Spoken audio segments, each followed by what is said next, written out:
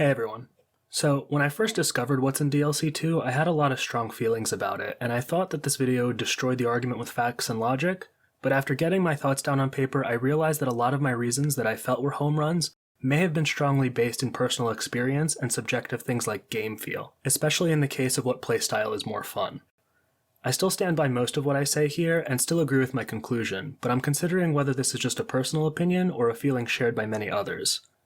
I'd definitely be interested in what others think, so do let me know your opinion on the matter and where you think I went right or wrong, okay? Okay, here we go. Hey everyone, Beletsky here, this time with an opinion video. Basically, I don't know how I should feel about DLC Wave 2. It released long before I thought it would, and introduced not one, not two, but 3 new emblems into the mix. The best mage in Path of Radiance, my frickin' boy, and the horniest and most well-endowed woman this side of the Nile River. Now, from a pure excitement perspective, I love this. I love the nostalgia of characters returning from older games, I love how the developers crafted their kits, I love theory crafting how I'd best incorporate these emblems into my team at different stages of the game. However, I'm not too keen on how this affects the gameplay balance. I think DLC Wave 2, not to mention DLC Wave 3, will ultimately make the game too much of a cakewalk, or at least make enough parts of it enough of a cakewalk that those parts become boring. And I'm talking about maddening mode.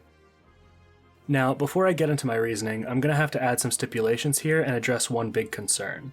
Firstly, I'm applying this specifically to the type of player that I am. I prefer to challenge myself with these sorts of games. I often play on the hardest difficulty, and I really enjoy sussing out the optimal build options. But I refuse to hit my head against a brick wall for 100 hours, nor would I force myself to obsess over every single point of experience at risk of getting soft-locked if I don't do everything absolutely perfectly. Basically, I want a game that requires 80 or 90% efficiency, where a vast majority of good choices have to be made, but there's still a little bit of leeway for error or intentionally suboptimal choices that are worth it for the fun.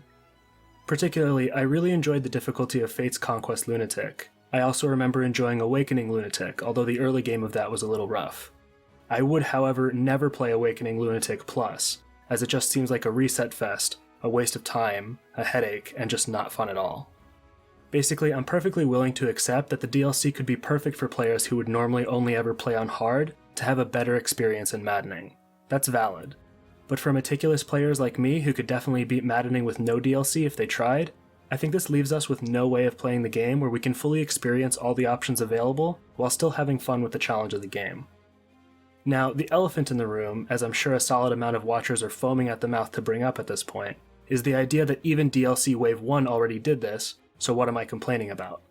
Well, I think DLC 1 was reserved enough to still provide a healthy challenge, while giving enough leeway for much more fun and flair during each map. That's a really, really happy niche for me. Maddening mode comes with the, in my opinion, very questionable quirk that every boss is unbreakable, immune to effective damage, and has multiple health bars. The vast majority of them also come with an entourage of roughly 2 to 5 units, more than one boss, or one or more mini-bosses, for example Goldmary and Rosado in Chapter 7. In the cases where there are multiple bosses or mini-bosses, those are also unbreakable and immune to effective damage. The boss themselves is also definitely strong enough to deal over half health to any of your non-tank units, often nearly one-shotting them, and sometimes this applies to your tanks too in the case of magic users who double them. This creates a situation where overwhelmingly the best option to beat bosses is to make sure you have every engage mode ready when you pull them, and then unload all of your ultimate attacks. If this is enough to finish them, great. If it isn't, hopefully you surrounded the boss and killed their entourage so you can survive a single enemy phase, and then finish the boss next turn. Ultimate attacks are so important not only because they deal extra damage, but also because they can't get countered, so you can deal damage to the boss without going low on health and dying during enemy phase. In some cases, ultimate attacks were even more critical, because otherwise my units were already so low that they would die to retaliation, and so couldn't attack the boss at all without an ultimate, or so squishy that they got one shot, which happened once or twice with Saline against hand axe using bosses. So the only way for her to contribute was to warp Ragnarok. Not to mention that AoE ultimates like Sigurd's and Roy's often helped clean up parts of the entourage while also dealing damage to the boss, which particularly helped when Chain Guard was involved. This caused me to hold on to engage modes for dear life, barely using them unless it was really early into the chapter, I needed them to get out of a pinch, or I could predict that I could step on engage energy 4 turns into the future to have it ready again. DLC Wave 1 helps this issue in 2 ways. The Three Houses bracelet adds an extra ultimate attack, and the Tiki bracelet gives enough stats and crit to often chunk a boss for nearly, if not actually, an entire health bar. This allowed for enough leeway that I could spend some engage modes here and there when needed, while not having to worry about being soft-locked and having to rewind once I get to the boss. Other times, having these extra engage modes let me handle the boss while also killing most of, if not the entire entourage, which really isn't that important since it's like 50 extra experience, but it feels a lot better to my lizard brain to milk each map for every XP it's worth. It's just better game feel. Next, these two added emblems allow you to play more risky while still managing to pull through in the end, which provides a better experience than caging up and playing ultra safe. The standout example of this is in Chapter 10, where I split my forces to the left and right and was barely able to kill Hortensia without anyone dying. This may be more of an issue with Chapter 10, as I think Hortensia is a little overtuned on that chapter in Maddening. I mean, she one-shot my Alar who had a Seraph Robe invested from full health. I'd imagine this chapter without DLC is best done by swinging all your units to the left or to the right, destroying the few units that stand in your path, making your way down the cramped bend, pulling Hortensia carefully and ganging up on her. But I feel like the way I did it is just a lot more fun. Each turn while making my way around, I had to use each unit effectively to pull only as much as the units on that side could handle, and to clean those up before pulling the next ones while still being aware of threat ranges. Ironically, making the game a little easier with DLC allowed me to tackle the chapter in a way that actually challenged me much, much more. There's some secondary benefits in roughly the same direction. The Three Houses bracelet gives you a bow in engage mode, which really lightens the sting of the game's low deployment slots when it comes to handling flyers efficiently. Tiki's bracelet is the only early game emblem that offers fist proficiency, so you can do things like Martial Monk Anna, which I personally think is a better choice than Mage Anna. The few extra stat boosters you get from the DLC shore up some critical stats, like the crucial Draco Shield I talk about in my Alfred video. This and probably more allows for more units to be viable in more ways, and creates the leeway for the improvements in playstyle I mentioned previously. Not to mention Cheeky's chapter itself was one of the more challenging and enjoyable. So you might say, if you like increased options, if you like the freedom of playing more risky, if you like being able to engage more, if you don't mind the game being easier, then you should like more DLC emblems to give you more of that. No. I think DLC Wave 1 does a decent job of threading the needle on this. It provides more options, it allows for that riskier play, and it allows for more freedom to engage, but it's still just 2 extra emblems. While it does undoubtedly make the game easier, it does not trivialize the game. I still had to carefully decide on moves and intricately position my units. I still ensured that I was receiving the correct food buffs to properly double or hit important damage or defense benchmarks. I still suffered some deaths and had to rewind. I still had to make good build choices like my plus 40 avoid Alar, which saved me countless times. Does the game teeter towards easy? I'll admit, at some times in the early game, yeah, probably. But it was still fun and never mindless. I never had the thought, oh, I can just do whatever here because it doesn't really matter and I'm getting through the map regardless. Now, I have to preface this. I haven't actually acquired Soren, Hector, or Camilla yet, so this is based on theory crafting. Do let me know down below if you've used them and how your experience coincides or differs from my expectations. But basically, my opinion is that DLC 2, and even more so DLC 3 when we get it, goes overboard. It's just too much. I'm afraid that it'll trivialize the game and make it boring for me. I have a long, cursed history of efficiently planning my team in strategy games and then dropping the game 2/3 through because it becomes way too easy and boring. So much so that I'm considering skipping the new emblems and just continuing my playthrough as is. But that doesn't really feel good either because I'm leaving what I paid for on the table and not getting the interesting build options that they open up. Let's try to skim over what we get, or at least the important bits. To make it easy, let's assume Bond rank 9-ish, since using the arena up to rank 5 is dirt cheap and building to 10 from there isn't too hard. Just note that it gets even better towards late game.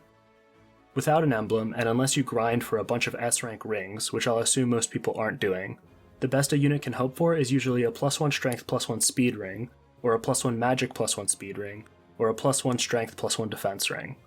Compare that to these 3. Soren's the least egregious, but he has a good ultimate for handling bosses. He gives +3 magic and some less important stats. But when he engages, he inflicts res minus 20%, he has a 3 to 10 range bolting, he heals for some or all of the damage dealt, and his ultimate deals 120% damage, 3 hits of 40%. Good on a tome user, or alternatively a monk, royal knight, or Pegasus who has good magic but no access to tomes. Hector is insane. He gives massive bonuses to 3 of the best stats in the game, plus 3 strength, plus 3 defense, plus 2 build. Except adaptability actually makes that defense plus 5. Quick Riposte makes you always double on counters until you get below 80% health. In Engage form he comes with Marth's Rapier and Axe form for easy one-shotting. He grants an extra 30% to both defensive stats, and his ultimate is a setup that grants immunity to break and maxes out retaliation potential. If next to Lyn, his ultimate actually makes you retaliate first when attacked. If given to Panette and with the right weapon engraving, she can strike first when attacked with over 80% crit, and follow up if that somehow doesn't kill. I also have to mention his level 12 ability, which basically makes him take up a 3x3 area, making it easy to hold chokes or block enemies from your units. Camilla is primarily a utility emblem, and a really strong one. Her most important stat increase is plus 3 speed, making her the only speed emblem prior to acquiring Lyn and Lucina, and she also gives some HP and res. Most interestingly, she has a modified version of Corrin's Dragon Vein, which breaks the gimmick of miasma maps, especially Chapter 19 where you can now send Camilla and Corrin down separate paths to remove the miasma from both the north and south. Her primary use, however, is her Engage mode. It grants move plus 2, another move plus 2 if you're cavalry, and flight. I shouldn't have to explain how strong extra movement with flight is on any unit. She also has a really strong ultimate, dealing damage and setting fire in a checkerboard pattern around her. You may not think this is usable on bosses since the fire will get in your own way, but you can just fly past the boss and tag him with the back of the ultimate, hitting him while leaving the spaces next to him flameless. Camilla is particularly good on a Royal Knight who can take advantage of the plus 4 move and magic attacks when engaged, but really anyone can benefit greatly from extra speed, move, and flight. All in all, that's 16 stats spread amongst the best ones of strength, magic, speed, defense, and build, some extra secondary stats, 2 ultimates, Hector allowing for grotesque enemy phasing, and a crap ton of utility. Next, let's draw a comparison here. You get access to DLC bracelets around the same time you get Micaiah. At this point you have 4 normal rings. Wave 1 brought this up to 6 emblems, Wave 2 more than doubles this to 9, and Wave 3 will make this 11. 11 emblems at the time where you'd normally have 4. I wonder if they'll make it so you can't get all of them this early. At Chapter 10, you normally have 6 emblems. Wave 1 brought this up to 8, a marginal increase. Wave 2 nearly doubles it to 11. Wave 3 more than doubles it to 13. At this point you only have 10 deployment slots. Shortly after, when you lose your rings and go to Solm, you're normally left with only 2 to start, Lyn and Lucina. Wave 1 gives you another 2. Wave 2 gives you a total of 7. Wave 3 will leave you with 9 emblem rings. Alongside the ones you pick up in Solm, you'll have more emblems than you can even field in chapters 12, 13, 15, and 16, giving every character an emblem with extra left over. Finally, towards endgame, you start to see 14 deployment slots and 12 rings normally. DLC Wave 1 perfectly filled those last 2 slots, not counting S-rank rings like Dire Thunder you may want to use instead of an emblem anyway. With DLC 2 you have 17 rings. With DLC 3 you'll have 19, making it 5 left over. Considering that maddening is doable with no DLC, and considering how strong emblem rings are, especially the DLC ones, imagine the Grand Canyon-sized difference between how the mode is balanced and the power level you have with 7 extra emblems. Even in endgame, when you have 12 emblem rings, around a third or so are probably used in subpar pairings, as there's too much competition. Now, that's no longer the case. There's more than enough emblem rings with the DLC that everyone can get a strong buff, and you don't even have to use the 5 worst ones. This is most egregious in the Soul Mark, where even Wave 1 was at its most powerful in comparison to the base game. Having 2 extra emblems on top of the base few is already a huge power spike, but having 7 extra is just absurd. In Chapter 12, the chapter where you get Fogado, I didn't even engage a single time and cleared the chapter with 0 issues. Genuinely, I thought I might have been a little over halfway done with the reinforcements when the chapter just ended. The game just isn't remotely balanced around the DLC. Now, you may be screaming at your monitor, "You bought the DLC! You paid to win! This is what you asked for, why are you complaining?" But I didn't know how hard the game is before purchasing. I didn't know how hard or maddening was balanced. I barely knew what an emblem ring was, or how it worked in-game. I had no idea the DLC didn't have an accompanying level of difficulty, and it wouldn't even matter anyway. Saying, "The DLC is pay to win and you should ignore it," is stupid. The DLC exists. There's 5 extra emblems, soon to be 7, already programmed into the game, with tons of stat combinations and heritable skills and build options available. The fact that there's no difficulty mode that accounts for this and challenges skilled players with all the options available is a core failure in the game's design. There's only one good solution. Fire Emblem Engage needs a 4th difficulty mode, where the game is balanced around having the DLC emblems all the way through. Call it Maddening Plus, call it DLC difficulty, whatever works, but it's basically required if Engage with DLC is to be a complete experience, and not a partially complete experience that now has all this extra overpowered stuff tacked onto it. It can't just be a lazy stat increase hack either. The stat scaling of Engage Maddening is actually super well put together already. Especially throughout the early game, units barely double or prevent doubling by using the correct ring and food buffs. The same goes for damage numbers when it comes to things like one-shotting with effective damage, and hit rates are pretty much right where they should be, with most being reliable but avoid still mattering. This is actually the biggest challenge with increasing the difficulty in Engage. Because of the large stat bonuses given by emblems, some extra points in enemy stats could make player units miss a lot of marks unless they have specific emblems, screwing over everybody else. Stat increases have to be incorporated very carefully. Instead, Maddening Plus needs to focus its efforts on a handful of well-placed extra enemies on each map, maybe some class changes among already existing enemies, and changes to bosses to account for the increase in ultimate attacks. I prefer the unbreakable bosses thing to go away in exchange for extra health, but I'll have to accept that that just isn't going to happen.